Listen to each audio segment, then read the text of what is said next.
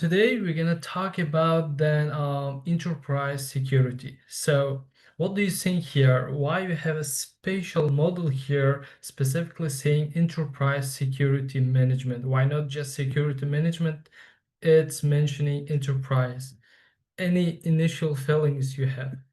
What it's gonna be about, and then what could be some its difference, comparing to the normal security management. Let me hear your thoughts. What do you think? Let me type this question here. Why we have enterprise security management here? Any thoughts? How it could be different?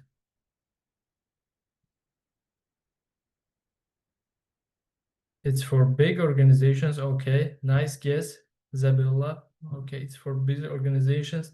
Then it means that the security could be applied different for these organizations, but in terms of specifically what?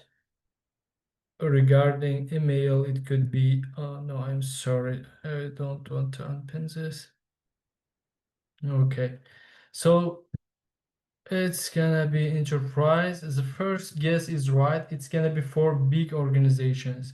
So when it comes to the big organizations, their security could be a bit enormous, and then could be challenging and then complex for us. So today we're gonna talk about different topics.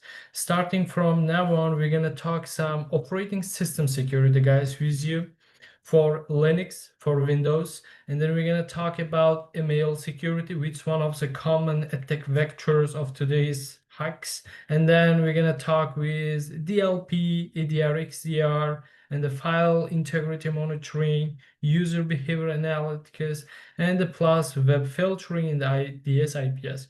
They are crucial parts of any big organization. Hopefully you're gonna work in this domain. For example, let's say after the course finishes or after you start your journey in cybersecurity company. These are the cybersecurity strategies and the practices which you have to do day to day, or for some time. So most of them you're gonna be work with these tasks. That's why it's gonna be interesting to see how they are gonna look like, and then how you can work with them. Okay, so long story short, that's all about the enterprise security and then our plan for today. And then let's gonna continue with the next. The first thing today, we're gonna talk about Windows environments, and then enhancing specifically group policy for Windows environments. Before starting, why we need group policy, and then how it could be different from individual controlling. Let me know your thoughts. What do you think? Why we need group policy? Why not we're gonna do individual like policy stuff for each user? It could be, how to say, more granular kind of, for each user. Why we need group policy? So let me type here. Easier to manage. Very good, Ben. Ben is saying easier to manage. That's a key factor for administrators, ID admins, to create rules for users and groups. Elvira, good job. Rules, users for groups, very good. Umair is saying individual is tedious. Beautiful. That's the point. Amit is saying to define rules for groups. Exactly. Cost efficient. Brendan, on point. Erica is saying saves time. Exactly. We have Emmanuel saying for consistency, and Alfin, easier to implement policies. Very good. They're all correct characteristics of why we need group policy. You're right, guys. So then today, that most of you, I think that 90% here, we have Windows people, right? You use Windows operating system. And then probably in our individual machines, basically in home based, we do not may have such controls as a group policy for computers, for users. But whenever you move into big organizations, how IT admin people, they're going to control their environment, they have specific Windows version to control them, and these machines, this operating system, we're going to call them as a Windows servers. Okay, there are different versions of Windows servers And then why Windows servers is crucial? They are the main controlling body of the whole network, guys. Our IT people, our IT administrators, they're gonna work with this domain controllers. We're gonna call them domain controls because the network, we're gonna split it into different domains, and then we have domain controllers. So the domain controllers, among other Windows machines in the organization, that's one of the very attractive machine and the system for attackers to be hacked. Because if they're gonna reach out to the domain controller, they're gonna reach out to the whole domain. Okay, they have the control over the whole domain. That's the point. So from domain controllers, which is a controlling body for the whole domain, we're gonna create, as you mentioned here, group policies, different rules for computers, and then plus for users as well. So in the screenshot here, it's defined. For example, here as we can see, group policy management. We have this application. We're gonna go there, and then we're gonna press on different, for example, desktop here. It's pressing and then creating a GPO. In a short, we're gonna call them in a cybersecurity talks. We're gonna call them GPO. It means group policy object in a short way. Okay. So in this domain, you're gonna press on this and then you define your specific rule. For example, you can specify who can create new, for example, files, who can access to the network, who can change some file information, who can download some certain files. This sort of very in detail control through group policy, IT administrators, they're gonna implement. Okay, most of the time they just implement a certain group policy, and then this group policy is gonna apply to the whole individuals who are in this group, in this specific group. Okay, so for just the sake of like how it looks like, who we like, I do believe we have lots of people with Windows machine. Let's take a look at least how it's gonna be like. At least we have individual machines, and then in the individual machine we have local group policy. At least we can see how it looks like, and then how we can locate to them.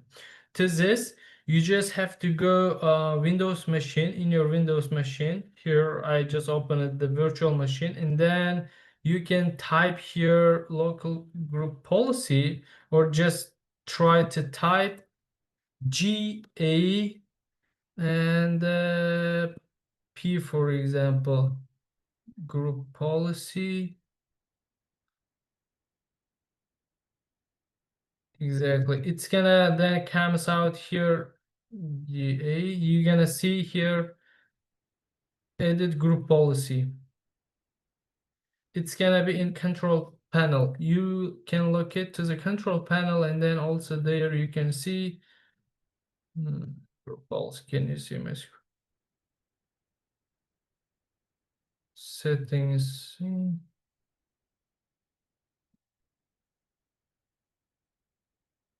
Now in here, yes, in the control panel, you can locate to the specific window. And then as you see here, it's for a local group policy editor. It's not group policy because I'm not using here the server machine, because it's just individual machine in a domain. And then it has this specific rule for only which is gonna apply for this machine. Okay. Could you please zoom in your screen? Sure, but I'm gonna zoom in. It's a virtual machine, that's why it has a small size. I'm sorry for this, but we're not gonna use this a lot. It's just to show you. Like for the people who have Windows machine, please you can locate to search button and then type GA, and then you see here local group policy editor, and then here you see here computer configuration and then user configuration. If you hover your mouse over them, you see the information for configuration, which you can configure your systems from here, and user configurations and for specific users. Okay, that's for example one of the way how you can see. this group policy. So actually, this is just to show you, and then how it looks like. For example, desktop settings here, as you see, what kind of allowed permissions here we have in the screenshot. I hope that it's visible. Here, as you see, for example, in desktop settings, we have the specific rules. For example, Denver admins. We have a specific group like Denver admins in our domain, Titan Corporation, let's say, and then allowed permissions in the column. And as you see here in this line, we have edit settings and then edit settings. So here and then inherited, no. What does it mean inherited? Inherited, it means that the user who is coming from another group, for example, inside the groups, we can create another group. So that's why they cannot get this inheritance, like you are the group member of, let's say, cars, but inside the cars group, you have different type. For example, let's say BMW or Mercedes, right? So in this case, if you are the group member of the cars, it means that sometimes you can access to all types of groups in this car domain. In this case, most of the time, this is an attack vector for the hackers. So what they're gonna do, like if the system admin guys is not very careful, they just gonna attack the one domain member. If this domain member has inheritance privileges, it means that the attacker also can access to other groups, even though the user is not specifically the member of this group, because it has inheritance permissions. So it could be one reason why we're here. For example, it's here we see no, like inherited, and then here we have then specific allowed permissions. These people, what they can do, they only have, for example, edit settings. That's the way, like one of the ways how Windows IT admins, they can control, create policies for different groups. Now, key concepts here that from this we understand what is a GPO, that's a group policy. We understand why we need GPO comparing to individual approach. People are saying that's a tedious job. Correct, that's complex. That's why controlling people in a group, it's going to be way easier for us. In the plus, through the GPO, we're going to get configuring security settings such as password policies. Exactly here we're gonna define how should be the password for the whole members. Let's say, guys, you are the correlation one's in correlation one's group as a learner group. We have a group learners, and then you are all part of these members. Today, correlation Windows admin decided that each learner, for example, let's say, should have proper password. How he's gonna do this? He creates a policy specifically for this group, learner group, and then states that each password should be 20 character, and then each password should have special character. Each password should be updated, let's say, between 1 month. Like after each month, you have to update your password, and that's the expiration date for you. And then, the window admin just created this policy, and then it starts to apply each of you. That's one of the examples here. And then here we have how group policies is going to help us to prevent from many different attacks. For example, there are best kind of strategies which we can apply. It could be enable networking here, for example, protection, enable control it, and the disable remote desktop protocol, and the show hidden file extensions. These are kind of suggested for us to prevent from the ransomware attack. It's saying that. So to disable, it's not gonna help us to disable, just helps to avoid them. But here's a question: what is the main position of your ransomware attack? What is the goal of ransomware attack? Can you please remind me what is its main goal? And then how this help policy is gonna help us. Let me it's a question here.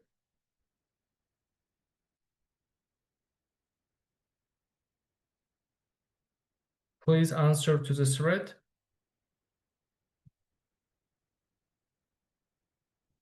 What is the goal of ransomware attack? Into channel.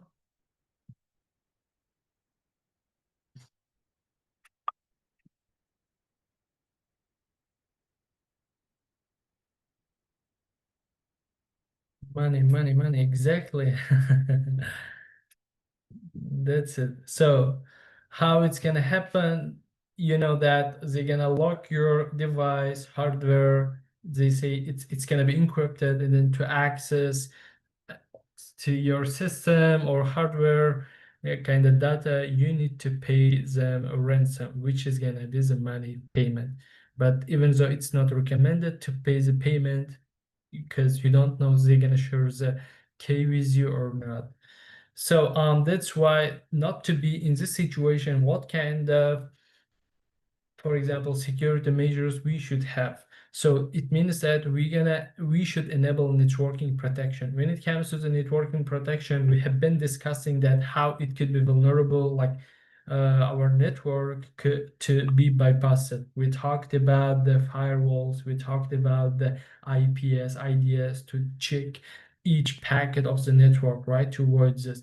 And the plus here, we are talking controlled folder access. It means that from the, for example, if you have professional administrator in the company, they can decide who can create the file in specific folders. For example, in Windows, guys, we have shared folders. It means that this folder will be shared with all members of the domain, right? If the attacker puts a file in this shared folder, the attacker, like can access to this file from in any of you. Let's say that attacker puts a malicious application in shared folder in correlations website, and then each of you has access to this. It means that attacker can attack one of you and then gain access, like to this shared folder. This shared folder could be the storage for the attacker to store their malicious payloads, their files. Okay, that could be one of the example way how they're gonna do this. So that's why we need to make sure that what kind of possible locations we gonna keep an eye, and then who can create some files. And then plus disable RDP. There is a protocol in the service in Windows, remote desktop protocol. Remote desktop protocol, what it gives to you, it gives remote control over the machine. Like you can connect to another system if it's alive, if it's connected to the network. You don't have to be physical, you can connect and then control over this. It's also one of the way. RDP also has some problems if the protocol is not patched fully. If it has some vulnerabilities, it could be bypassed. Attacker can get remote control over you. And plus, that everyone knows here how to see hidden files in Windows in your system. Are you aware of this? And then how to see your hidden files, right? If you know, give thumbs up. We have here. How many of you? Yes, yes, very good. And then we have some people also saying no, no. Very good. Most of the people are saying yes or no. Let me show you then. Go to the Windows machine, your machine, and then open, guys, your folder, like just Windows file manager. Here you see in my screen, you can open the file manager. Go to your, for example, let's say documents here. Oh no, it's empty. Let me go to this PC. Disk C. For example, here you're gonna come and then you see the view option, right? Press on this view option, and then here you see hidden items. Press on the control column view, and then you see hidden items. Please press a check on this. If you have, of course, you have in Windows by default, it has hidden items folders. For example, here I have program data. In the program data, you see here different files like protocols for SSH, Amazon, other data which is hidden. Sometimes the attackers also could use these directories which is not gonna be visible to you, and then they could use for further purposes. That's why be aware of this also, okay? Why do all this run is on Windows? Mustafa, good question. If you're in Linux or Mac, the same process should apply. Yeah, it's we could be a bit biased, but because based on the statistics today, like 70% users in the world while they are Windows people, because it's easier. But as long as we need to be familiar with not both, like all operating systems, like most commonly Windows, and then Unix, like Linux operating systems in our field. Very good point, though. I hope that you're gonna know in the terminal we can also see hidden files with a option. Like in the next labs, I think if we're gonna have time, we're gonna talk about this to show the hidden files with a flag through command line. So then best practices for group policy setting is what best practices we should have. We need to all the key points here. We need to regularly review, update group policy, and utilize group policy preferences here just to enhance security configuration. And then now we're gonna talk about Linux. Now we talked about how we're gonna control Windows environment. There we can use group policy. Then when it comes to the Linux, guys, we discussed the different access control mechanisms here.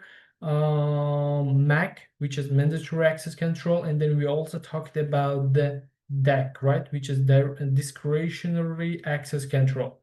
For the people who are familiar with the Linux operating system or any other operating system, currently we use, guys, DAC system, like discretionary access control or mandatory access control. By default, which one we use today on our systems? Let me put the question here. MAC or DAC we use.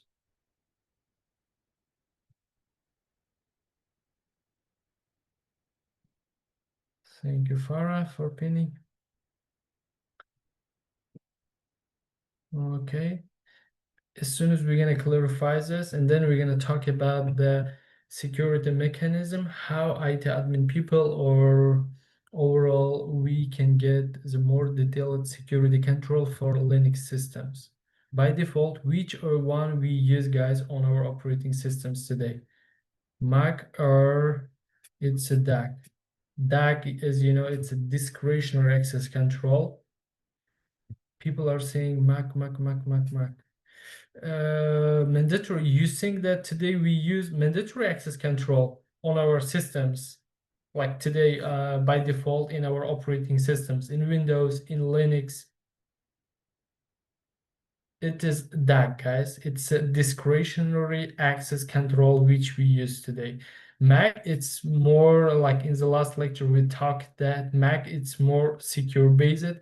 It is used by military systems and then governments. Okay, it has specific labels. It provides more access and also preferences how we can control this security. But as a normal user today, we all use DAC, okay, discretionary access control. Because as a DAC user, we are as the owner of each file. We're gonna decide how we're gonna take control of each file and the folder resource in the system. In the Mac, it's controlled by not by us, okay? There are certain policies and then they're gonna be based on them. That's why we need to understand, like by default, we use DAC. Here, another upgrade to make it more secure, we can implement our Linux, for example, operating system now to Mac system, right? mandatory access control. So this MAC system, it's guys integrated with the kernel of the Linux operating system, so it works together. So that's why is it working with the core of the operating system. That's why it gives you more control. So we need to understand what is the C Linux here. C Linux, that's version of Unix, like Linux, like the version of how we can apply Mac system to the Unix. Okay, see Linux, that's the one which is gonna implement mandatory access control in Linux machines. Okay, as soon as you heard the C Linux, you need to understand that okay, that's a Mac access control which is gonna apply mandatory access control over your operating system. Okay, so we need to understand C Linux has three modes: enforcing, permissive, and disabled. By default, it could be disabled. Then you're gonna call enforcing. It's the most kind of aggressive mode, and it tries to control each part, kind of what kind of application you can run, what kind of application, and then their for example behavior, how they are accessing, and then who can access. So that's more in detail through the policy. And then as a Linux user, you know that you have the power to edit them and then also to add new ones as your wish. Here we can see here Red Hat support Linux, C Linux, and then I think I have a kind of resource here how we can implement, not like install C Linux. Like if you both have to install C Linux, yes. If you give it a try to this one in your virtual machine, like if you have a virtual machine, it's gonna be good practice for you to understand C Linux and then how it's gonna work. Okay, give it a try for this. Like I'm gonna share it here. In this domain, they're gonna explain you how we can implement C Linux. Then I think it's gonna go full. So and then we have also Red Hat for Linux, and yes. So then what is the idea of the C Linux? It's more granular based security. It has certain policies and then audit logs to ensure we are aligned with organizational security. So in a more secure, aware organizations, it could be common practice to our operating systems is running C Linux concepts. Okay, C Linux system. So please remember this term in this field. It's really important. C Linux. That's one which is going to apply Mac mandatory access controls in Linux systems. So in a nutshell, from this part of a lecture, we understand to control Windows machines effectively in a secure way, we need GPOs, group policy objects. When it comes to the Linux operating system, Mac system, which is mandatory access control, and then how we can implement Mac, one of the way through C Linux, which is security enhanced Linux. Okay, so far we are good, right? We understand what is the C Linux and then what is the GPO. C Linux for Linux, GPO for Windows. C Linux to GPO, very good. We are good. Like give it just thumbs up if you now understand what is the C Linux, you understand what is the GPO for each operating system. Just thumbs up. Okay, appreciate. Okay, we are good then. Now then, let's continue. Now, it was operating system security. Now we're gonna talk about email security. So it's also one of the key, for example, attack vectors in email security. But before asking just another questions, let me ask you a question here. So it was a I'm gonna ask this later. This question is right for you. Can you please answer to this question? What email-based attacks you know? And then they are most common today. The most common attacks, but they are based on email. Which one do we know, guys? Let me know in the chat, because now we're gonna learn how we can secure our email as an individual and then as an organization. Firstly, I'm gonna talk about how we can secure as a from the point of an organization, like a domain owner, and then we're gonna talk as an individual. Okay, phishing. Everyone is saying, yeah, that's point. It's very common today. Phishing. And here, one of the type of phishing, it's a business email. Emmanuel is saying, very good. Ransomware, yes. For many attacks, guys, phishing could be the start point, okay? To download something, it's just could be the first initial touch point for the attacker, and then it could lead to other attacks. Very good. Very good.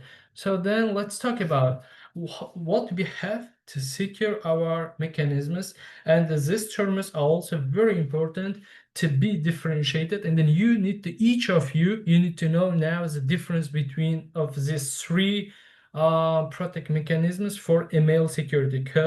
Because during the exam in Security Plus exam by CompTIA, you're gonna see some questions regarding these ones. Firstly, we're gonna talk about the key concepts here: DMARC, DKIM, and SPF. What is the SPF? Let's start with the SPF. It's kind of definition we have here. Okay. So the goal of it's a sender protocol framework. The goal of the SPF. So what kind of information there, and then where is it gonna be available? Like we need this security mechanisms for email security if we have our domain. Like as an individual, guys, we do not see them. But if you have your own website, it means you have a domain, right? And then in your domain, you can specify these security mechanisms for your email. Where you can specify this information. Usually this information regarding DMARC, DKIM, SPF, it's gonna be saved in DNS information. DNS, which is, it's a dynamic naming resolution. And then this, in the DNS information, this DMARC, DKIM, SPF, they are publicly available. Anyone can know about this information about your domain, okay? So the idea of the SPF, it tells to your to the world from your domain what kind of email servers are authenticated to send on behalf of you. Okay, it helps to avoid spoofed emails. Okay. So let's now I'm gonna show you an example, but let's firstly define these three security controls, and then we're gonna talk some example. That's the idea of SPF. SPF, it's gonna tells you what kind of email servers are authenticated on behalf of your domain to send the emails to you. Okay, what is the DKIM?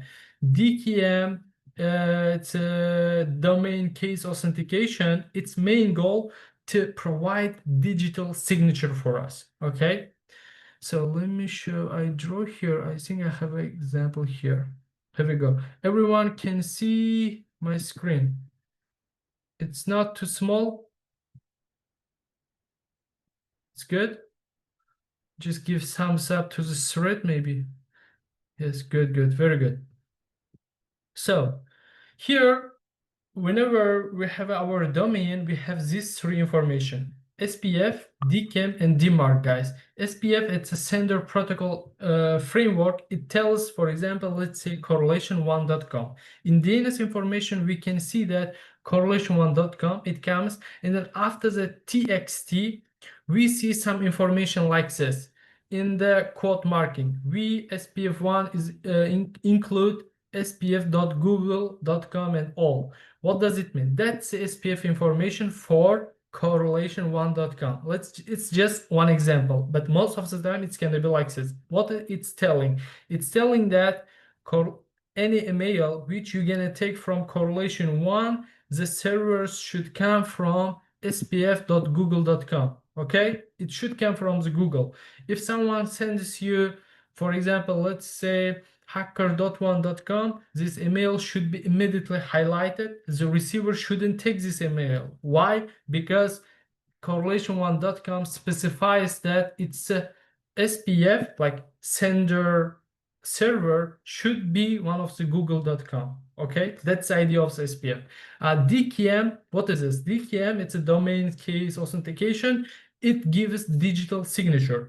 In cybersecurity, we use digital signature to prove our identity, who we are, and also to check the integrity. Here in correlation1.com, they are giving this KP, that's a public key of the correlation1.com. In a background, how it works. Whenever correlation1 guy sends you an email, it uses its private key to let's say encrypt the message, and then it's gonna be digital signature. When the receiver takes this message, you unlock this correlations one's message with a public key provided here in the publicly available DKIM information. You open this with a public key of the correlation one. If you open this message, it proves that the sender is correlation one, because only correlation one has a private key. Okay, that's the idea of the DKIM authentication here. It provides digital signature. That's why each domain should have this information. Why it's helpful? Like on the interval, like the man in the middle cannot generate this information because only you have the private key. Then what is the point of the DMARC? DMARC, it tells what to do if this one of the SPF or DKIM fails. For example, here in this example, DMARC, it's saying that if SPF or DKIM fails, guys, reject this email and then send, for example, alert information to this specific email address. It's gonna be most of the time like this. DMARC, it's gonna the one which is gonna decide based on the stats of the SPF and DKIM. Okay, that's our 3 key terms regarding email security. Could you please go back and start from the SPF, Quebeno? Okay, so what is the SPF? SPF, it's a sender protocol framework. Okay, let me compare SPF, sender policy framework. Okay, so what is its idea? Sender policy framework, right? It tells you, Quebena, what kind of servers are eligible to send emails on behalf of your domain. Let's say that you are the owner of correlation1.com, and then you are saying that only google.com servers are authenticated to send emails to all the users. Okay, it means that if you get an email coming from another server not specified here, it's gonna be red flag for you. Okay, SPF is clear. What is the goal of the SPF? Let's start with SPF. Let's start with this one. SPF, is it clear or not? And then we're gonna go step by step. Then we're gonna discuss DKIM and DMARC. Now, if SPF is clear, give thumbs up, or not clear, give a question. Okay, we are good with SPF now. Very good. 14 people are saying we are good. Okay, and now I'm gonna talk about the DKIM. What is a DKIM? It's a domains case authentication. Its main purpose to provide digital signature. Digital signature, what is it? Digital signature, it proves that who we are trying to prove our identity, guys. Okay, Imagine that correlation one is sending an email to us. Okay, so correlation one encrypts its message with its private key to create how digital signature is created. Let me tell you. Correlation one uses its private key. Only correlation one has this private key. Okay, encrypt this digital signature with this private key and then sends to me. Whenever I got the message from the correlation one, I know their public key, which is available to anyone publicly. If I'm gonna open decrypt the email with a public key, it means that the sender, it's a correlation one, because only the matching public key of the used private key can open this information. Okay, so it's what digital signature gives us. You got it? So DKIM is proves that who sends the information and then the information is changed or not. Okay, it provides this digital signature. Its main goal to prove that the sender is real, the sender is the one who tries to be. We got it. Example for, can you give an example for SPF? Okay, SPF sender policy framework, like SPF tells who is sending, who is eligible to send the email on behalf of us. Let's say I'm correlation one. I would like to send message to Gracia today, right? Only what servers are eligible to send email to the Gracia, it should be google.com. Any server apart from the google.com send us the message to the Gracia shouldn't accept this information. Okay, why? Because in my SPF it stated that only from google.com it's acceptable. That's the point of SPF. It's gonna specify which email servers are eligible to send this email on behalf of the domain. Is the example is clear for you? Okay, so I think it's clear. Now let's deal with the DKIM. DKIM is clear, like digital authentication, how it works. I know it could be a bit challenging to understand in the first point, but we need to understand because they are the fundamentals to understand the rest of the stuff. Okay, DKIM. Please let me pin this DKIM and then give thumbs up if you understand. If you do not understand, give questions. So for Silver Angel, I give the organization. Ben is saying so organizations need to use all three of this for email security. Exactly. It's gonna be ideal if they use all three of this, Ben. So Lynn Kelly saying how the the received person now who is eligible to send the email. Very good question here, Lynn. Now I'm gonna show you how the receiver knows about this. So Saida's question, to be clear, SPF replies on sender and the DKIM relies on the receiver, right? Sender and the DKIM relies on the receiver.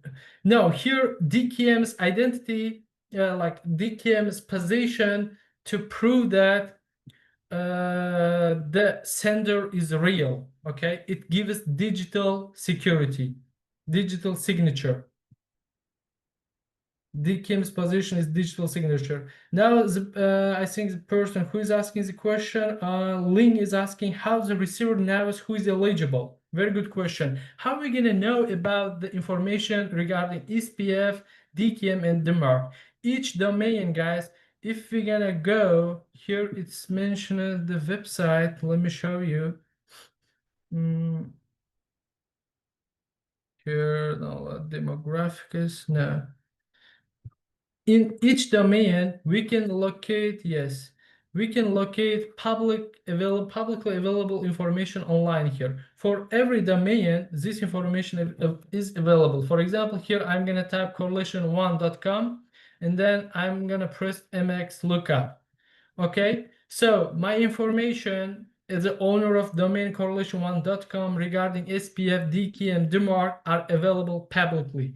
receiver by default can request this information through our DNS. Okay, that's the point. In advance, they know, because in a clear way in my website, I wrote that, hey guys, they are the official information regarding my server. Whoever receives message from me, please check out this information. If the message is coming from this server, then that's what SPF gives, kinda, from the eligible server. Okay, you are good. Please check also the digital signature through my DKIM. Here's my public key I'm stating here. Then everyone who is receiving my message using this information, checking that email is truly coming from me or not.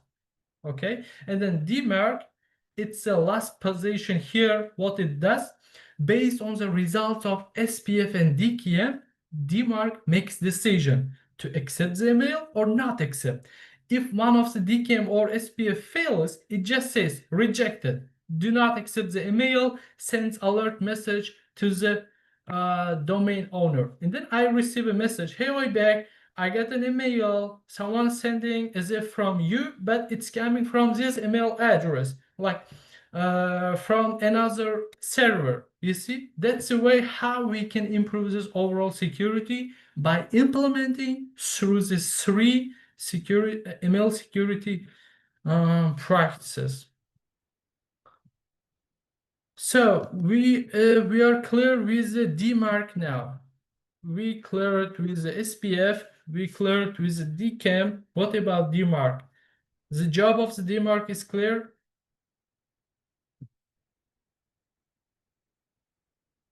Let me know. Thumbs up. If it's not clear, give your question, guys, because we need to be clear on this point. Okay, we are good. Okay, these are the key information which we need to understand what they are, how they're going to differ for ML security. Then we can continue easily. Okay, we are good. So yeah, that's the idea of these three protocols, and then why they are important here. As you see, you need to, for the DMARC policy, you need to implement reject if DKIM or SPF fails. We saw in our example exactly we did this, like P rejects if one of them is fails. So DMARC, and then understanding the role of email gateways. So gateways, it's also key cybersecurity feature for email. So they are the defenders before the email enters into our inbox, guys. So email gateways, they help us with three concepts here: content filtering, anti-spam measures, and the plus malware detection. Okay, we use email gateways for these purposes. Email gateways can be cloud-based, can be on-premise. Today we use email gateways cloud-based. What does it mean? Before the email, if we use email gateway security, let me show you some stuff. Group of the install settings, that also no. I showed this. Okay, so email gateway security. So the idea of the email gateway security, it checks the information before it comes to the inbox. Today we have, I think we have pin front. Let me show the formation. Yes, here. For example, there's one organization called Proofpoint. What is this Proofpoint? Proofpoint, it's a cloud-based organization which is going to provide us email gateway security. What is the goal of the Proofpoint? Before the email comes in our inbox, it will be redirected to go through the servers of the Proofpoint. In this point, Proofpoint check our emails, like malicious attachments or the content of the email. If all is good, and then it allows the email to come to our inbox. If there is something suspicious, Cloud Gateway is gonna keep it and then gives an alert for us. Okay, that's for example goal of ML gateways, and then specifically how it works. It's a cloud-based. Today, most of them are cloud-based. On-premise ones, it's a physical one, which is gonna be implement them in the DMZ zone, demilitarized zone between our email server and the internet. Okay, so it's gonna the internet, the request from the internet is coming in the DMZ gateway. Email checks all the information if it's secure and then allows to come to us. The idea of the email gateway is clear. Gateway email. What it is, like gateway email security.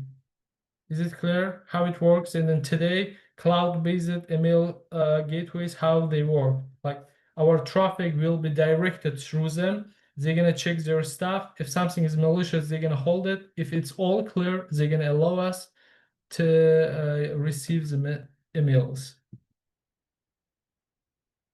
Very good, very good. Okay, very good with email gateway. So best practice here, it's saying implement multi-layered email security defenses. That's what it is. Like we have these three SPF, DKIM, and DMARC, and the plus if we have security emails, then we are good, guys, and we are safe, right? It's still kind of the position, sort of security principles to make harder for the attacker to bypass our, or also to easily get into our network. They are, you need to understand that they are for only organization, like company-based security. Like as an individual, like normal user, how we should protect from attacks. What do you think here? So like our organization actually should take care of this stuff and implementing DMARC, DKIM, SPF, but as an individual, what we should do? It's what we have talked so far. It's for organizations who has domains, okay? Who has ML servers, but as an individual, what we should do? My question is here, how we, as an individual, should protect ourselves. Google takes care of ours.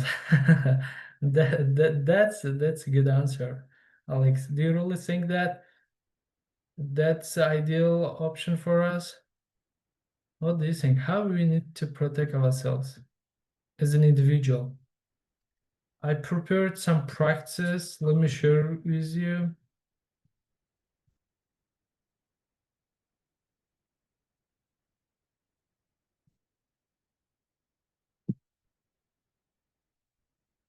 As an individual, can we rely on this filter 100% or no?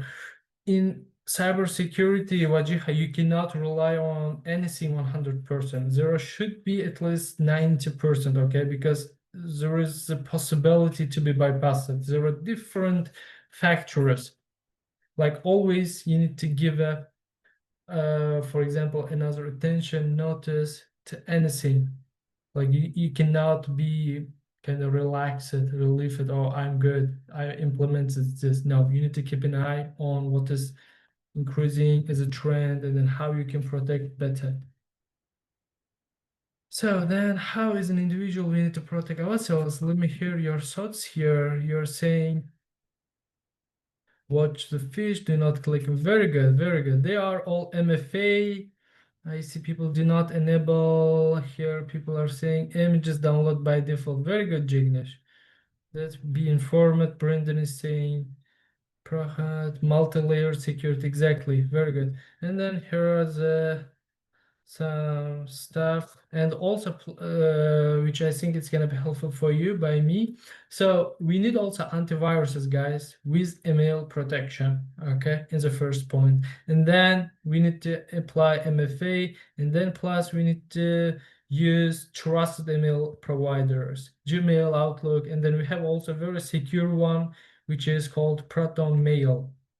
If anyone uses this, it's gonna be ideal because it provides another layer of security. Proton Mail. Very good, very good. So then they are the best practices for us as an individual, but for the company organization, they need to use the three key technologies, which is DMARC, DKIM, SPF, and then email security gateways. Very good. So next, DLP. Let's talk about the DLP now. DLP, that's a data loss prevention, guys. What is a data loss prevention? I think most of you so far, let me see some examples. Okay. So they're gonna help us in what cases? DLP, we can implement, this is a software, it could be most of the times their software in our organization, just to see, to take a look that something is valuable is outgoing from our network, from our organization, okay? If they see that some sort of secret or some valuable information is being exfiltrated, they're gonna give an alert for us. That's the main goal of the data loss prevention. So data loss prevention, what kind of information we consider as valuable? They're gonna be credit card information, intellectual property, all health records. So key concepts to give useful data to DLP. Firstly, we need to understand what kind of sensitive data we have, like in our organization. They could be PIA, financial records, or intellectual property.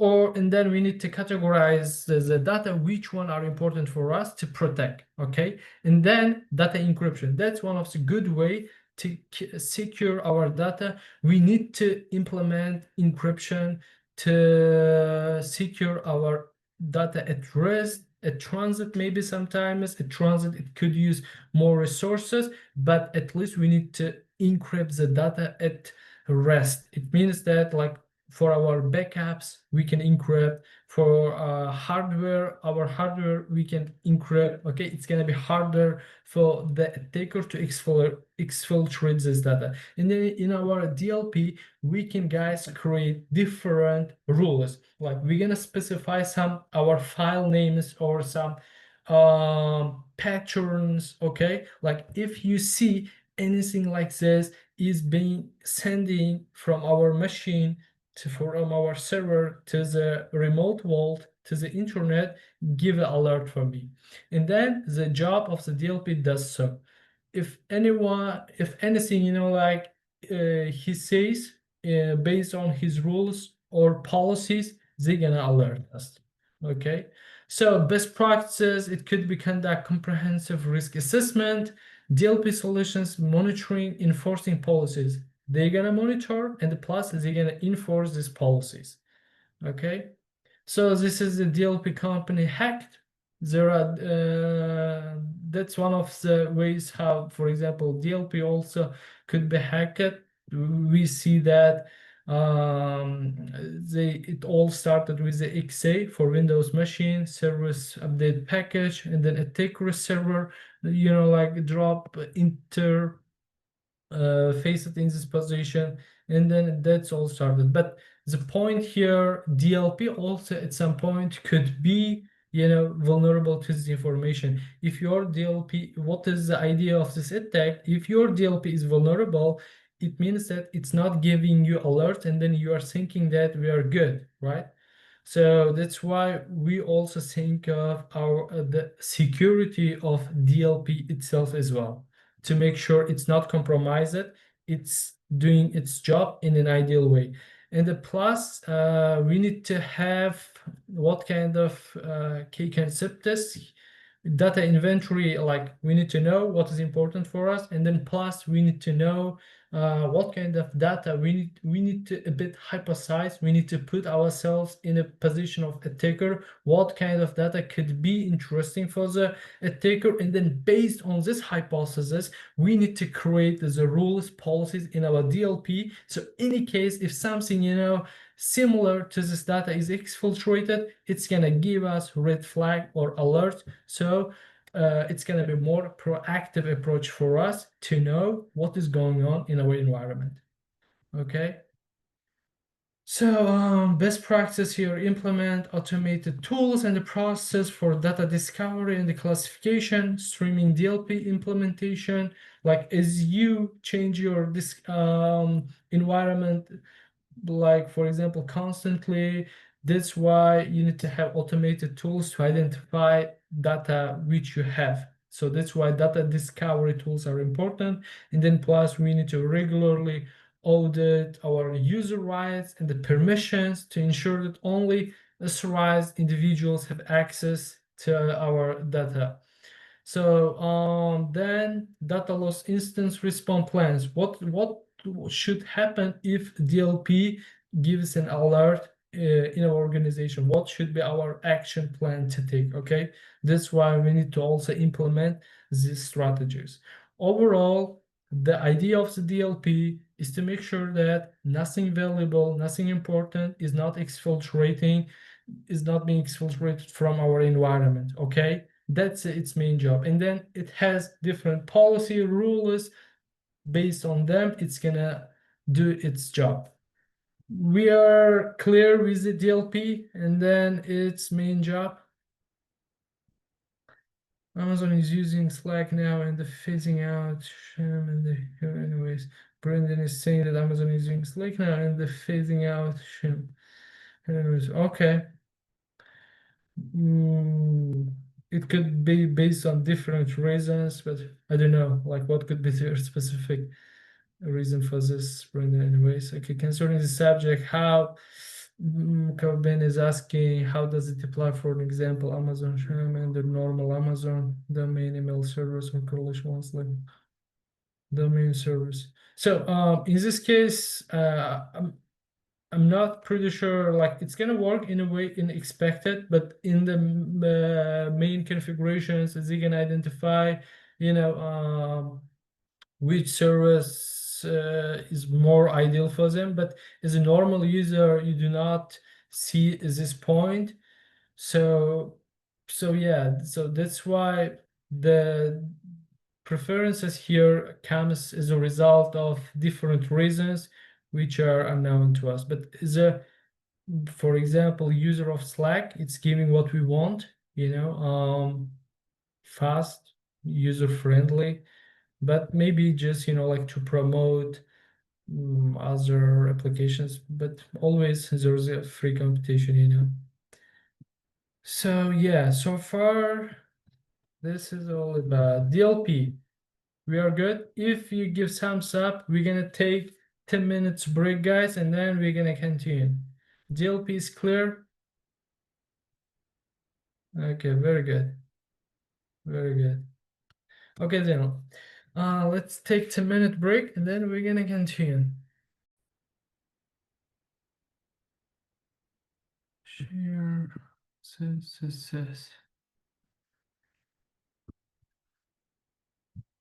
Okay, we have 48. The queen, do we have a winner? So we're gonna find out. We are back. If everyone is back, give thumbs up, guys. So then we're gonna make sure that we are all here and then we are safe to start. We are back. Okay, appreciate all who is responding. Okay, you see my screen? Very good. So now let's talk about EDR and XDR. That's endpoint detection response and then extended detection. The difference between EDR and the XDR, just by their name, one of them endpoint, one of them is extended.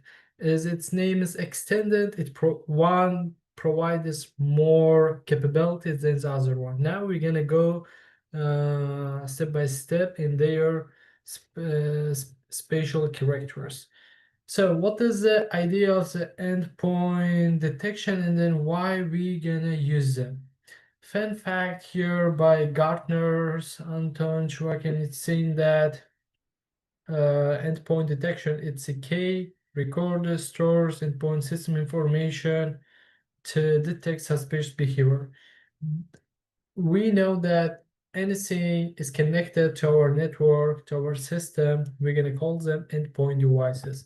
They could be our guys' laptops, they could be PC, they could be our phones, other servers, printers. They all gonna make the one endpoints. Okay, so endpoint security, it's gonna big one term. It has sort of a tree, and then it combines different individual securities together to give one security as a whole. Okay, so what is the difference here? Endpoint security EDR, it's just to provide continuous monitoring and analysis of endpoint device to detect suspicious behavior and the potential security incidents. XDR, which is extended detection and response, it gives more power us. It takes more information from different security tools, and plus it has resources over across network. It can work with a cloud together. It can work with also endpoints to provide here broader threat visibility. And also another key idea of the using EDR and XDR to have a robust threat detection system for us. Okay, so EDRs, they are on a goal to give more alerts for us for our threat detection practices. So importance here, rapid threat detection here are enable real-time detection. They, as we thought, they gonna be on watch. They gonna monitor our network continuously, and then that's why they allows us as an organization to respond swiftly to potential threats. They're gonna identify any incoming or outgoing, for example, abnormality in our traffic. At the same time, it's gonna provide red flags for us. Later we're going to talk how we're going to know about them and then what we can implement to know about them as well. So then here, improvement response capabilities, plus as we have incident investigation, empowering our organizations to mitigate threats. Here the examples of top 10 XDR list. We have Asset Protect Enterprise. They are for mainly big organizations. We have coming from Cisco, from Falcon, CrowdStrike, IBM, Palo Alto Networks, Cortex. They are really cool tools. They're going to combine different security mechanisms in one, because as I told, in endpoints, they are any devices connect to our system, starting from phone, printers, laptop, PCs, okay? So that's why they are in a very in detail and a robust security response to threats for us. So then integration here of the EDR XDR for comprehensive threat detection. How, in what way we can combine them for threat detection? Firstly, we need to understand the goal of the threat detection. Threat detection, guys, that's a proactive approach. It helps us to hypothesize some threats in advance. In that point, if we see anything which is deviating from our normal behavior or our normal, for example, traffic, these threats, for example, flag serves us to know some abnormalities, and then we're gonna see, okay, then why it's happening, what is the point then? Okay, so that's why the EDRs are powerful tool which we're gonna trust on them. So then how we can make it one ideal? We understand that we have CEM, which is Security Information Event Manager tool. That's a tool combines different information from different parts of a network and then gives us very useful information about our whole organization through visualizations, through different diagrams or some statistics, okay? One of the key input data of the CM, it's gonna be EDR, guys, EDR platform. Our CM tool takes also information from our EDR systems. So they are in a very for example, in an ideal ways come together to provide ideal integration with CM. And also plus collaboration with threat intelligence platforms. Like threat intelligence, they are the specific team of the people or tools, technologies who are missioned to find possible future vulnerabilities or threats that could come to our organization. Okay, so in this case also we can use EDRs. And the plus automation and orchestration. Orchestration, you know that when you're gonna deploy multiple different purpose tools together in one, it's gonna be orchestration for us. Okay, so then we have ransomware hackers using OKill tool here, for example, to disable EDR software. A bit lower below, we're going to talk also what could be some problems or, bypass ways for EDR tools as well by attackers.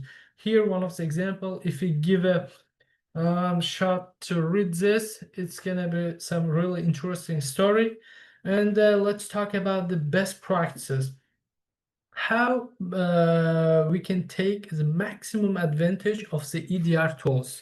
Firstly, we need to conduct assessment, complete and through assessment and the plan before deploying EDR solutions to ensure compatibility. Like, it's very important. We need to understand that our environment by itself is ready to be deployed by EDR solutions. Okay, that's why assessment and then specific plan, how we're going to use the EDR, in what purposes, it's important. And the plus, we need to establish clear communication, collaboration channels between security teams, because we defined it that EDR can be used by CM tool. CM is used by SOC people. SOC people, they are blue team people. And the plus, threat intelligence people can use the EDR for future threats to know any abnormality, whatever is not normal in our environment.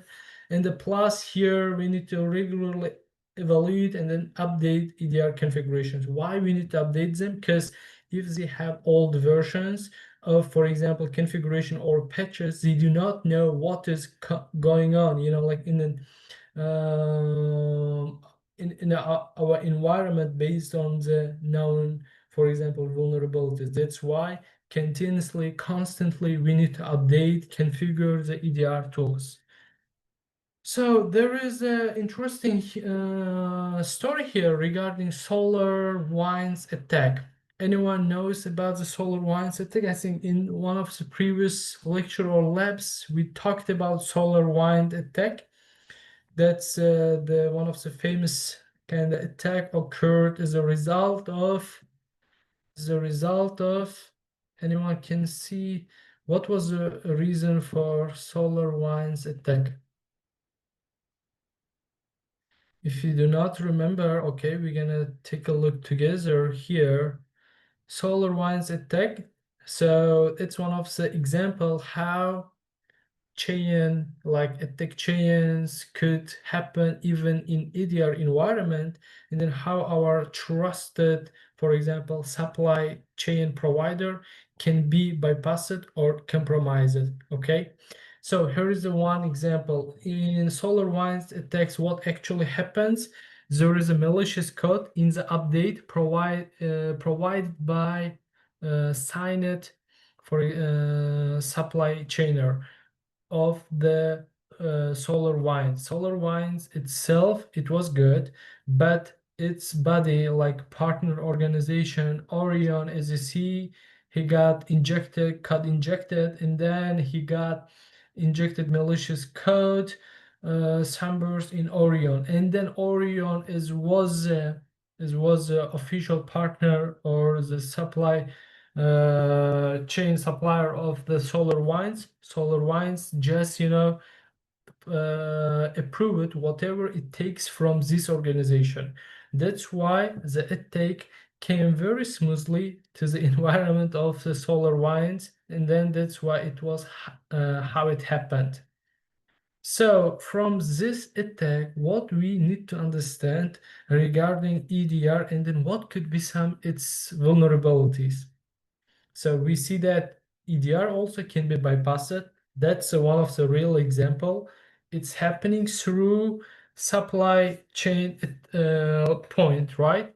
Like the attacker is using the ID of the trusted face, and then that's the way how it enters to our environment.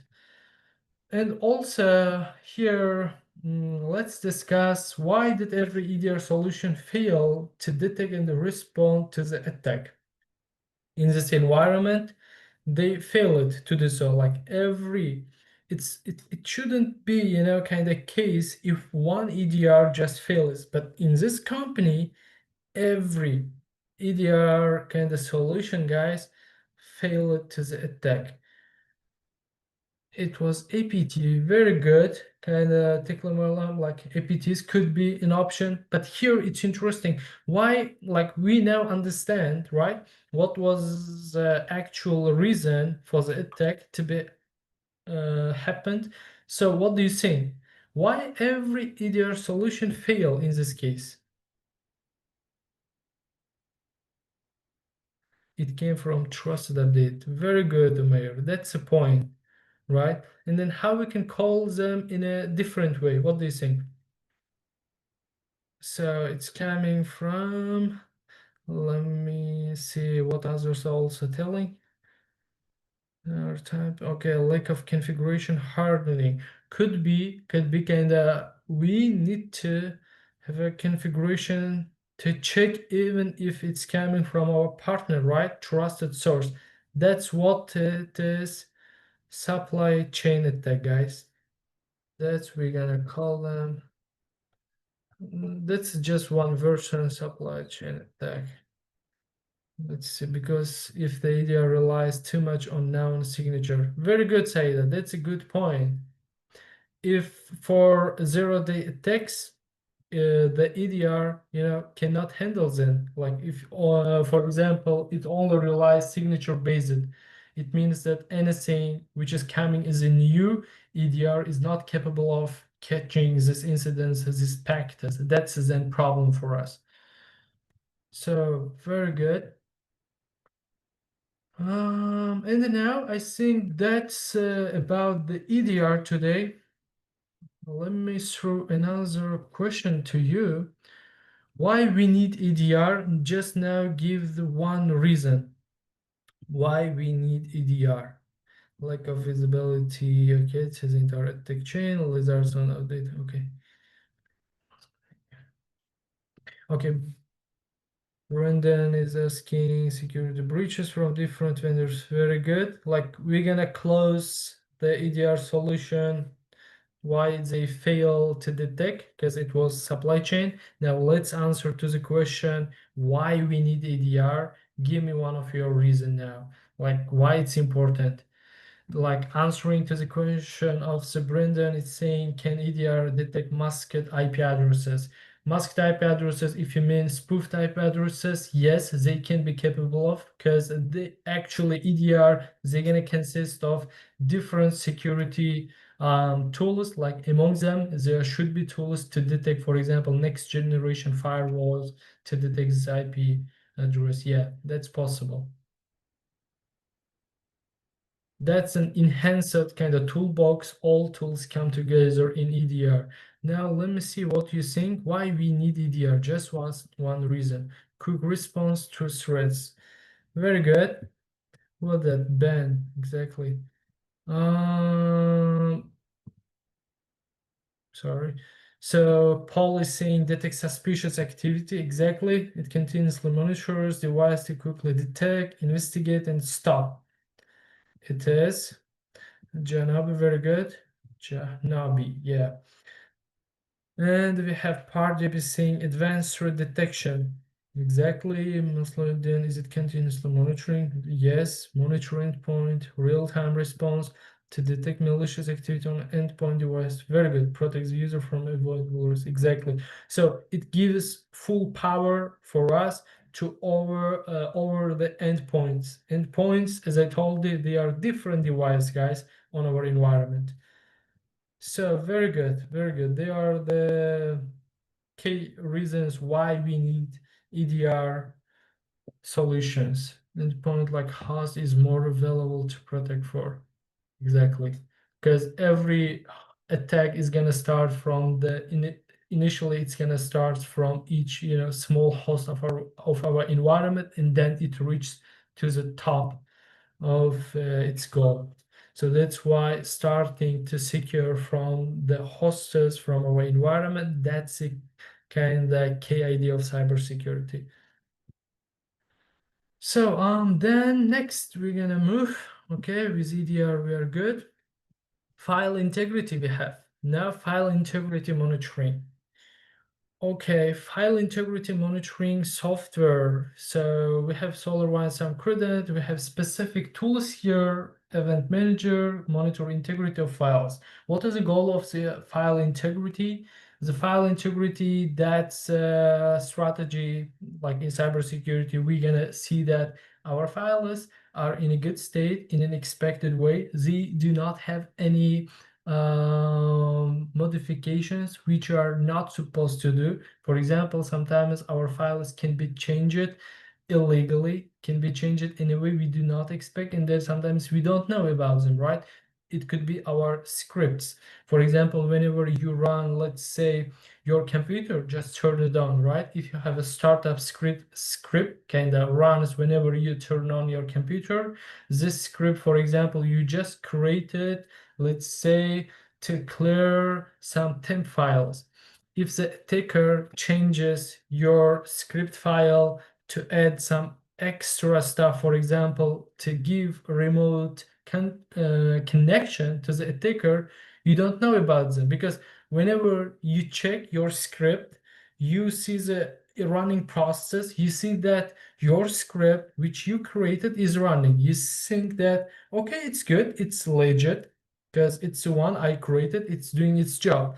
But whenever you check its inside, it may has another also, command or control which is modified, which is added by the attacker. And that's something, guys, you didn't know about it. That's the point here today, why we need file integrity monitoring.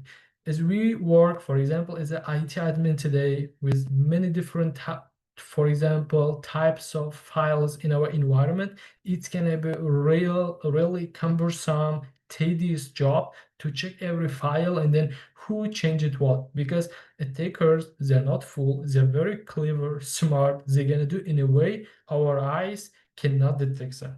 That's why each time we need to detect our files are intact, they're in a good state as it was previous, nothing changed illegally, nothing modified, nothing added.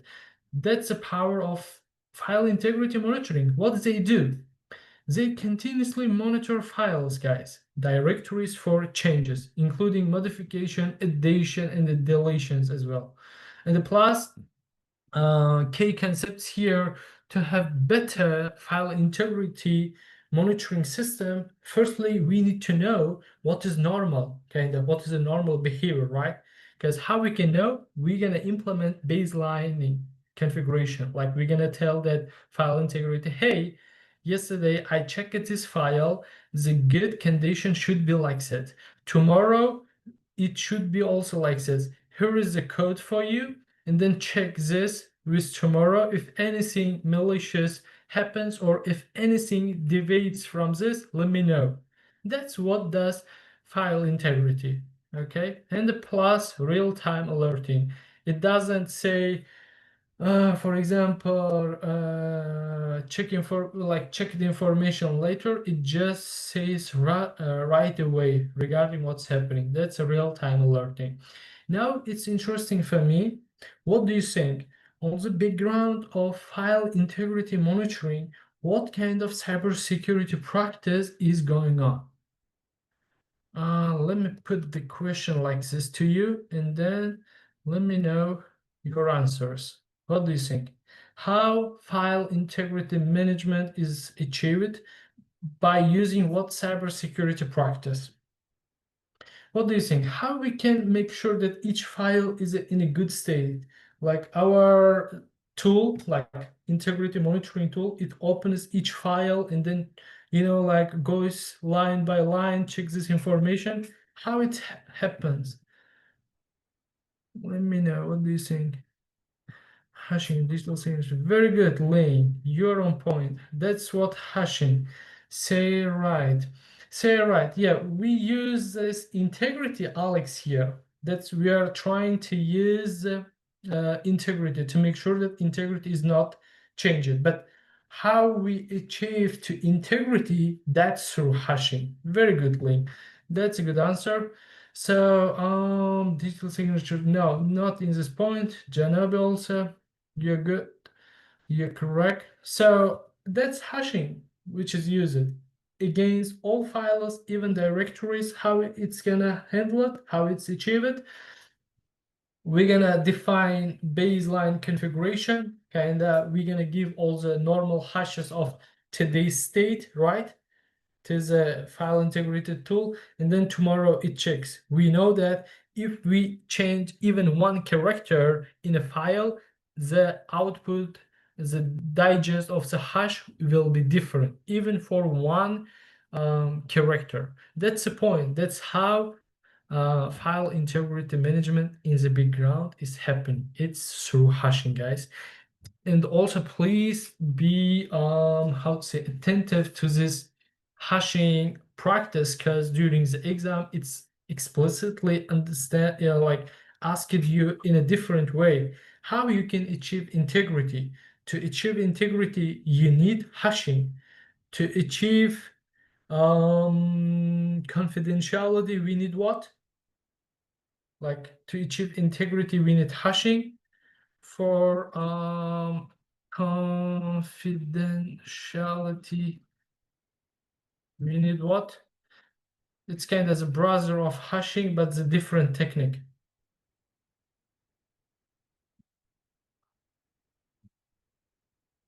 You need to know about this stuff, because hashing for integrity we need, but for confidentiality what we need?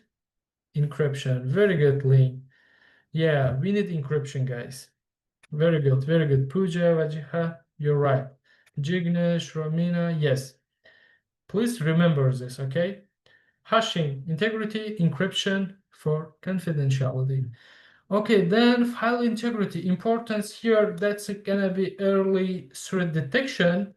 We know that if something is changed, let's say that attacker just launched its attack, it created a script in a directory, for example, in temps directory, right?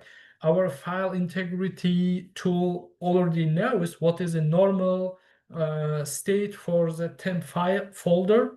If there appears new file, it's gonna be different hash, and then it's immediately lets know that, hey, Oybek, take a look, there is something suspicious in a temp folder, and then I'm gonna go check. Okay, 10 minutes ago new file was created there, by whom it's created, and then I start his investigation, right? That's the process, guys. That's gonna give us early threat detection. That's why it's important. And the plus, another reason with compliance requirements. Compliance organizations like PCI, DSS, or HIPAA, they are getting restrictive on this point, and then they're gonna ask you to have this tool on your tool set. And insider threat detection, exactly. So that's one of the kind of painful part of the company, because you expect that your employees are your friends, so you give a trust to them. But anyway, that's human kind of behavior. Something happens all of a sudden, an employee can create malicious script on purpose or not by purpose, sometimes. So that's the reason file integrity gives up always heads up to check, to know what's going on. So it's also one of the best way, file integrity, to avoid insiders in our company. Okay, like, because let's say that our colleague just created a new script. Okay, our integrity tool detects this and then lets us know why it's here, because yesterday it wasn't here.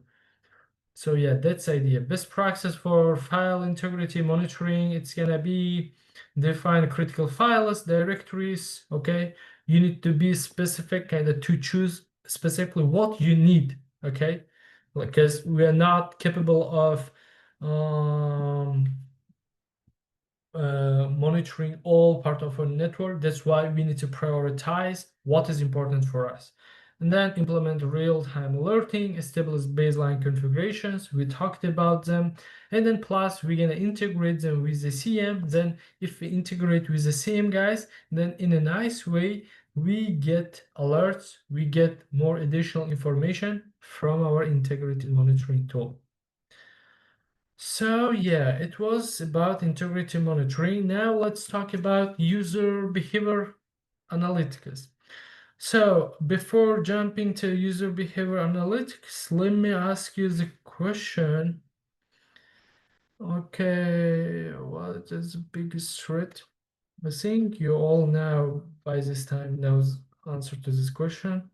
And I appreciate all the people who are being active to answer the questions, because it's really helpful for us, to refresh our memory, to know what is important for us. Let me know, what do you think about this? What is the biggest threat inside the company? That's another question. What is the biggest threat for us inside the company, guys? Exactly, insider threat, internal agents, Martial, yes. Policing insider threat is very good. Pranav, insider, very good. People working inside the organization, exactly. George, Wajiha, Umayyar, Ling, employee, human error, very good, very good. They are our vulnerable part, painful also. So now we're gonna talk about how we can deal with this, our insider threats, our employees, guys. So to fight against them, also to detect anything suspicious regarding their activity, we can implement one of the very effective method. It's gonna be user behavior analytics. In short, we're gonna call them UBA, okay? Look, UBA, how it's gonna work?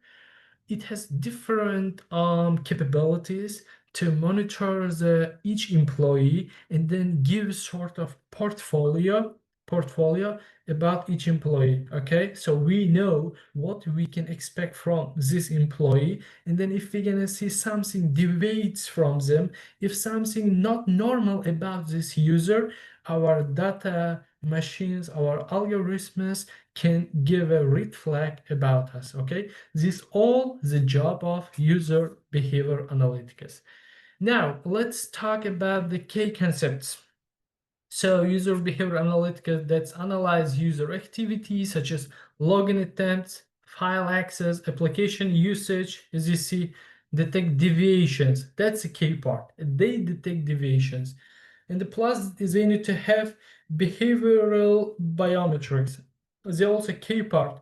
You need to understand that in a advanced security organizations, they use this behavioral biometrics such as your mouse movements, keystroke dynamics in 1 minute, like usually how many, for example, let's say words you can type. Usually the attackers type very fast. For example, if you type per minute 30 words or 60 words, if there is gonna be 90 or 100 words, that's a real big difference. Okay, this analytics can show that, hey, this user is kind of behaving abnormally. Take a look, see what's going on there. So then we see, and then start to investigate something is wrong, because usually for 1 year the user has been typing in this speed, and then just today or over the week he started to type two-way faster. What's going on? You see, that's also one of the key element here, which is going to help us to know threats in advance. So then machine learning and AI, these are key elements also today, combined together with this user analytics. We give the data, they process the data, and then provide us useful information out of this. Implementing rules and access control. So for user behavior analytics, we're gonna define baseline behavior, and we first know what is normal.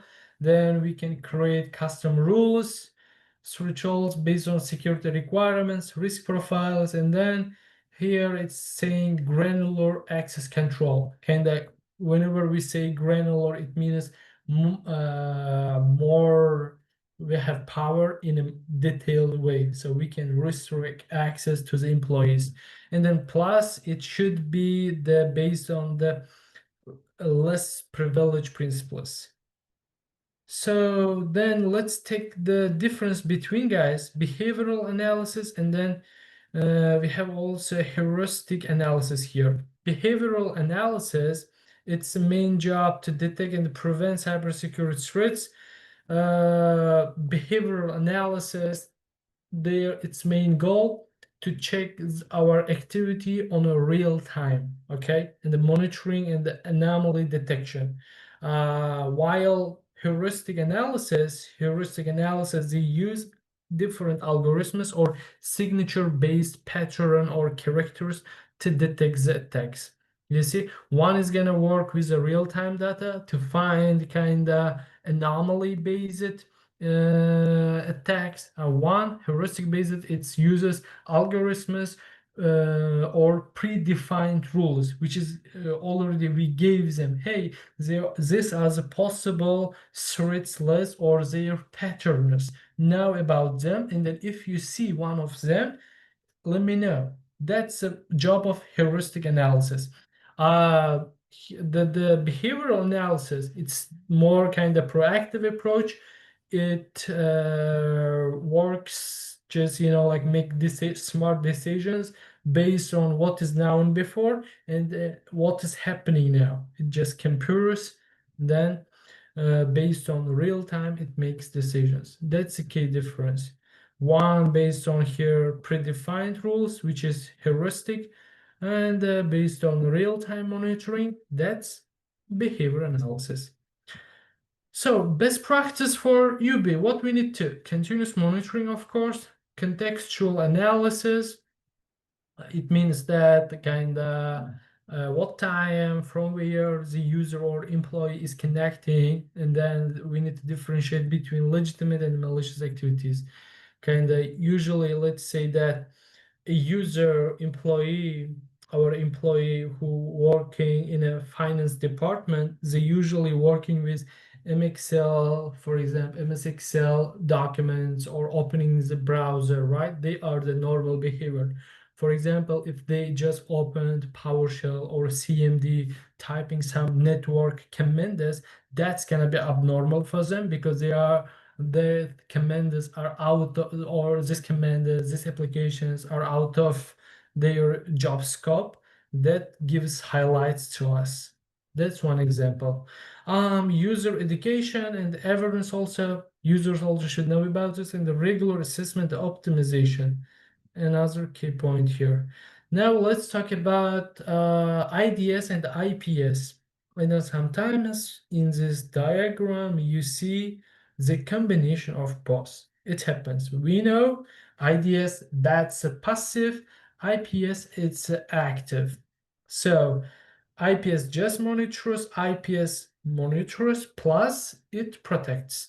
But what about the combination of them? Combination of them, why we need the combination of them? Why we have IPS? Because implementing IPS, guys, can be a bit expensive, can be resource intensive, okay?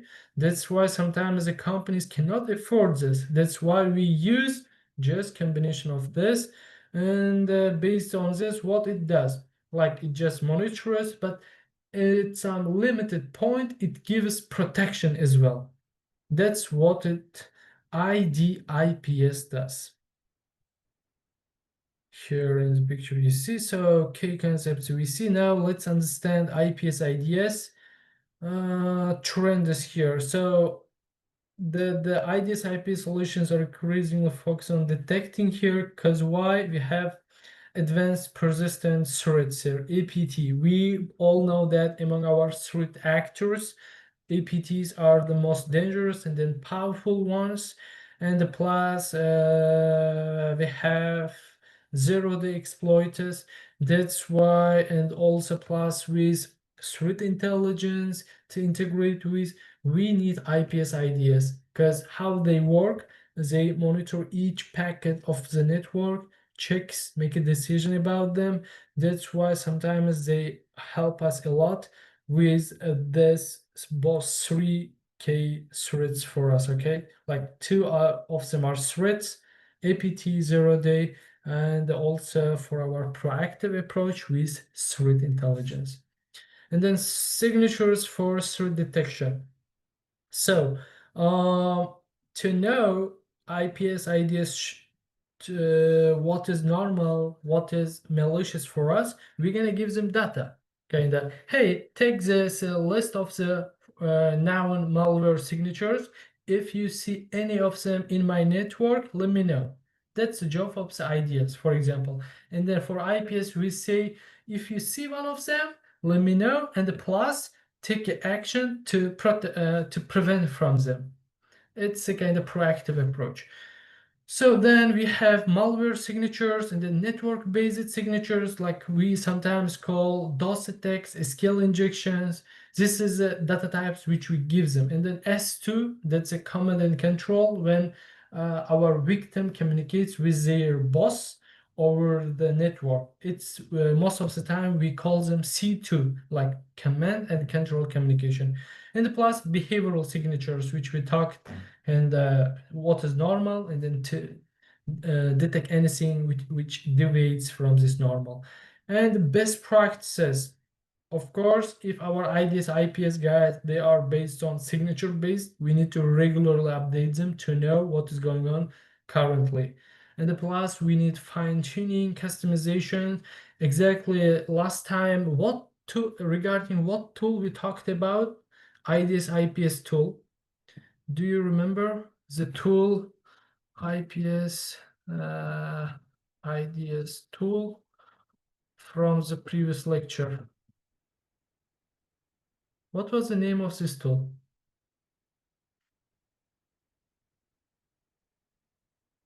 It was optional kind of to work with. Is user behavior analysis, like typing speed something, and all the companies implementing. So it's something Omid, like all companies should implement, but we do not know, like every company has this capability or not. It comes as a result of their preferences, their capability to implement this or not. So people are thinking what tool it was. Snort. Exactly. Very good. Good job, guys. You got it. So it was Snort, right? Open source tool for IPS IDS. Here for Snort also, we can create different rule sets. Kind of, we can give them based on new threats. For example, today, one of my IT team member let me know that, hey, Oybek, new threat is coming with this pattern. Okay, what I am do? This attack could happen in our environment. In Snort, I create customized rule set saying, hey, Snort, if you find any pattern similar to this, let me know. Okay, that's proactive approach. I put this rule set. If tomorrow Snort let me know about this, and then I know that, okay, the attack is now started. You see, that's a proactive approach, and then that's how in a professional cybersecurity teams, how it works, like using such open source customizable tools, which gives you power to create customized rule sets and policies, and the integration with security infrastructure. So integration is important to combine with the CM.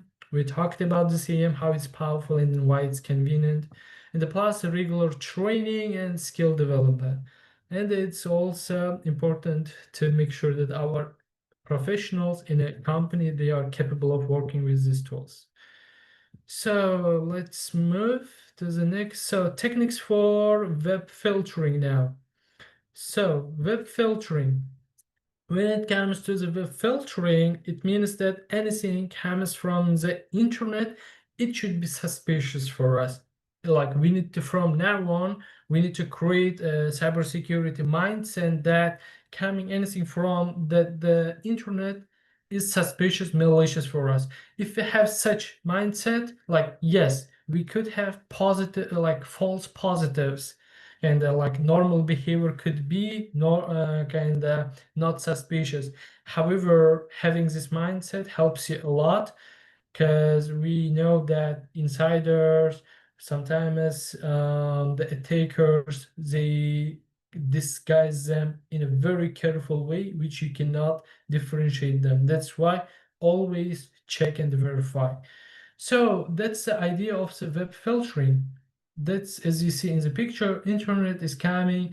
We need to have some security cloud. That's a sort of first DMZ. You can see like this, kind of, it's a cloud-based DMZ, guys. That's our protection shield. Okay, it checks what is good, what is normal, content filter, takes the bad stuff, extracts good stuff, and then sends the good stuff to us, comes through the router and the users. So now let's talk about what key techniques we have in web filtering. We have agent-based solutions. What does it mean, agent-based solutions? Agent-based web filtering, it means that we install software agents on individual devices to enforce filtering policies locally, okay? And then it gives us more power to control them. We do not have to kind of control them physically, but we just ask, hey, install this application, and then this application is a kind of our robot in the device of our, let's say, employees, and then these agents does their job. Okay, so key technique here, the first one you need to understand, for web filtering we use agent-based solutions. So agent-based solutions, whenever you heard this, you should understand that, okay, it's a software-based application, is installing and enforcing security policies, policies and the rules to the implemented device. And then we have centralized proxy. Proxies, they are trying to serve, intercept, and filter web traffic. It means that in the proxies, we see from where to where the connection is going, okay, by whom to whom, and then at the same time, we try to filter this information. We put the bad stuff, we're gonna give the good stuff. And the plus, we have URL scanning, guys. What is the URL scanning? Like, scanning involves website URLs against known blacklist or whitelist or reputation database. What does it mean?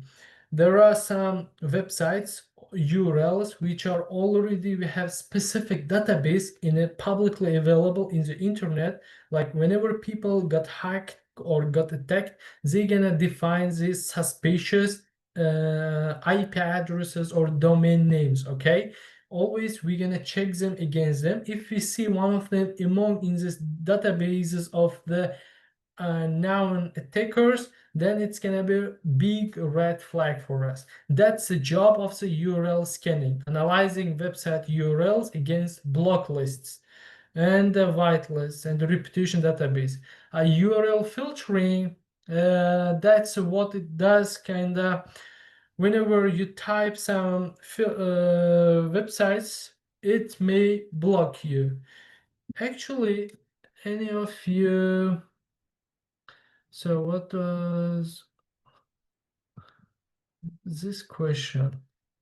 Because if you answer this question, because it may be the reason. Have you ever, guys, blocked from accessing some websites? Like when you accessed from your, let's say, Amazon Wi-Fi network or your personal, mostly it happens when you access from your organization network, right?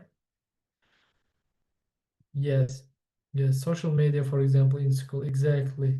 Oh, my you're seeing social media. Yeah, very common. It could be FBI for sure. Didn't do anything. Okay, Karina, yes. Sometimes, yes. Sometimes they happen, right? Now the reason why they're gonna happen. They guys implement one of these techniques, like the IT guys in your organization, they are implementing URL scanning or URL filtering, okay? Mostly they are implementing URL filtering. When you are type, for example, cite some, adult content or suspicious or any drug dealers, any stuff, you do not have access to this information because it's blocked. So you have the power to implement such rules. You do this through URL filtering.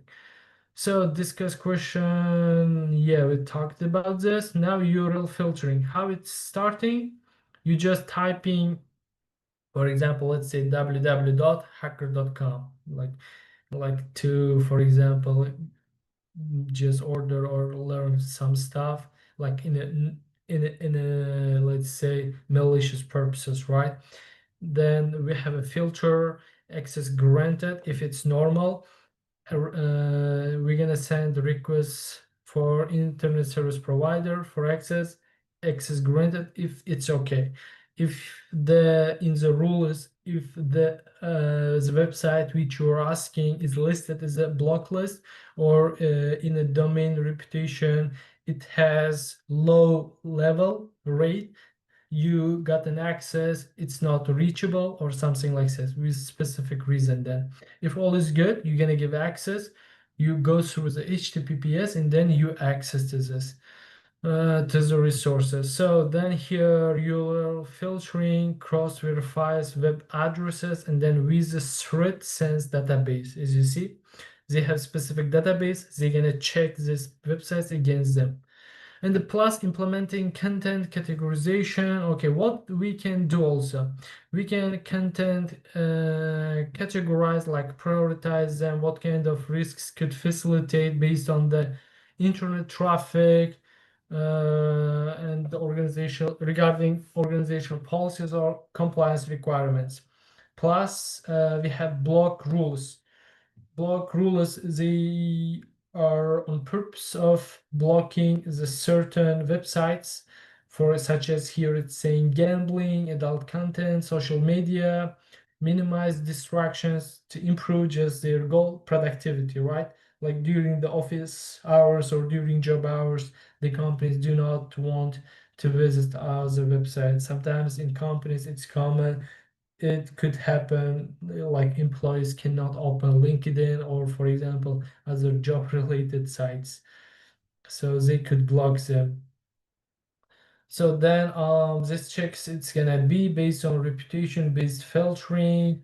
Like I told you, there are databases regarding the websites and then their IP addresses. If anyone so far flagged them as a suspicious, then it's gonna be kind of a red flag for you not to allow your employee to visit this website. So best practices we have, and what else we can implement: user training, monitoring, and the reporting. As you see such, for example, incidents, immediately you need to know what is going on. You need to check this employee, it's the one who initiates this request, or the device or the system is already compromised by the attacker. Then integration with infrastructure, you're going to combine them with the CM platforms and other IDS. That's the idea of the web filtering.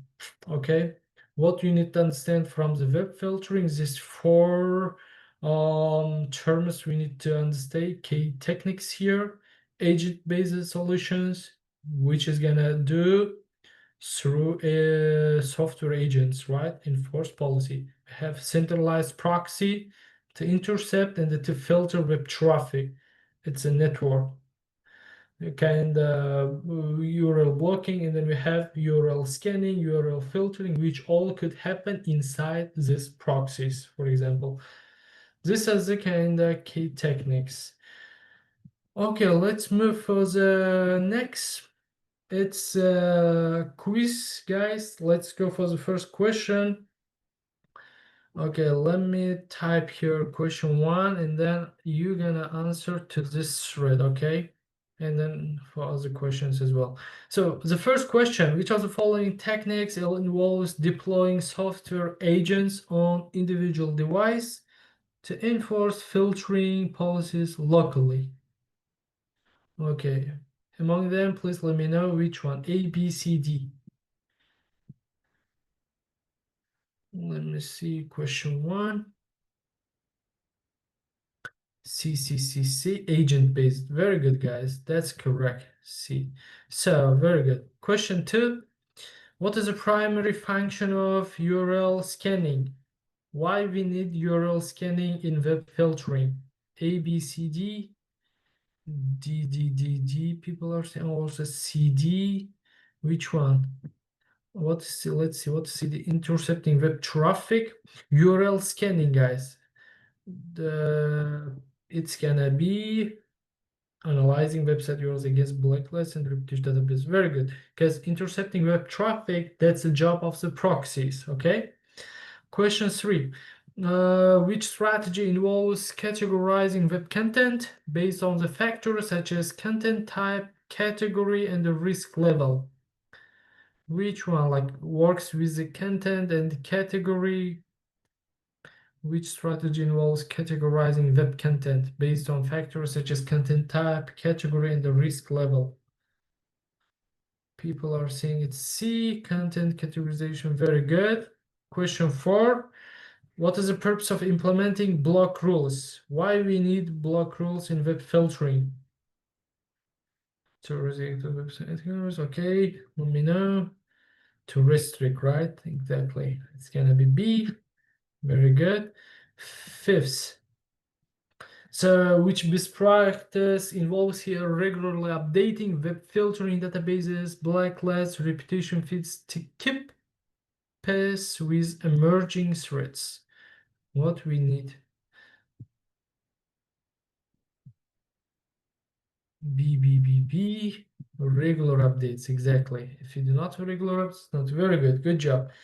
So overall, today conclusion regarding enterprise security management, guys, we started to learn from operating system security. We talked about GPO for Windows environment. We talked about the C Linux for Linux operating systems. We talked about email security. We understand what is SPF, what is DKIM, what is DMARC, right? Then we talked about DLP, data loss prevention, EDR, XDR, integrity monitoring, and plus to fight against insider threats, we understand what is user behavior analytics. And the plus IDS, IPS, how we can implement them. And then we also understand the new one, the combination of IDS, IPS, which is IDIPS, okay? Then we understand the web filtering, how web filtering should happen, what kind of techniques we can implement, and the quiz. So it was the idea of the today's lecture. Let me ask the final thoughts and questions.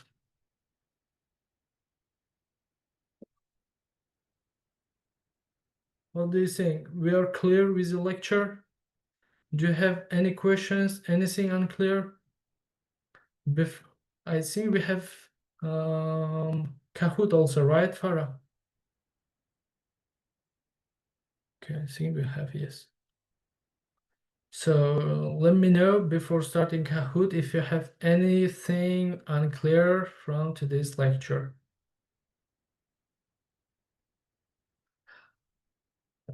Practical DLP. So Alex is saying to see some practical DLP. Okay. So DLP, the idea of the DLP, you got it. It's gonna the block if anything is going out, exfiltrating important, valuable from our network to the outer world, to the internet, right? Let me see some data loss prevention. There are some software here, Alex, which you can implement, and then they're gonna give the idea how they can, for example, help you to avoid the detection. The one of the clear example, it could be, you create a rule. Let's say that here you create a rule in DLP. It's just, it could, let's say it's software, okay? it's software. You just create a rule here. I call here.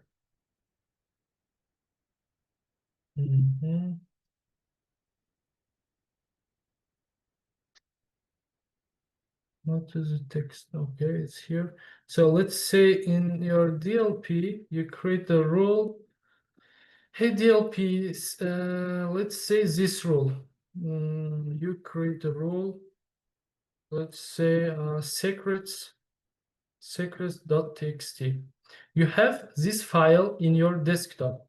Okay, in your desktop. Let's say in your desktop, it's just home user secret. .txt. Let's say it's a Linux environment. You have DLP, like software. Inside software, you specify some rule.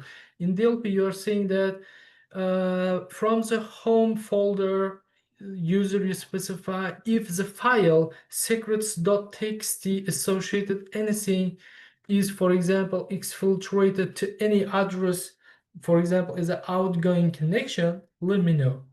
That's one of the kind of small example how DLP rule exists and then how it works. If anything from the secrets.txt, goes out from our environment, it's gonna give you a red flag. And plus, if you specify in case what happens if it finds this information, it could block this, it could drop rejected. That's one example. Okay, does Linux holds function like antivirus for Linux, or is it only for Mac? It gives for only Mac, but it doesn't do the job of the antivirus, George, because it gives more power. How you gonna take the control over your security? It gives more power to control who can access, what kind of applications are running, you see. But the job of the antivirus, it could be a bit different. But overall, Linux gives you more power and more security comparing to DAC. Okay, if it's clear for you, Alex, very good. So yes, it was the final point. We have a software name used for. Yeah, sure. Let me share this link with you. We have data link. Here it is. There is a list of softwares where you can choose one of them.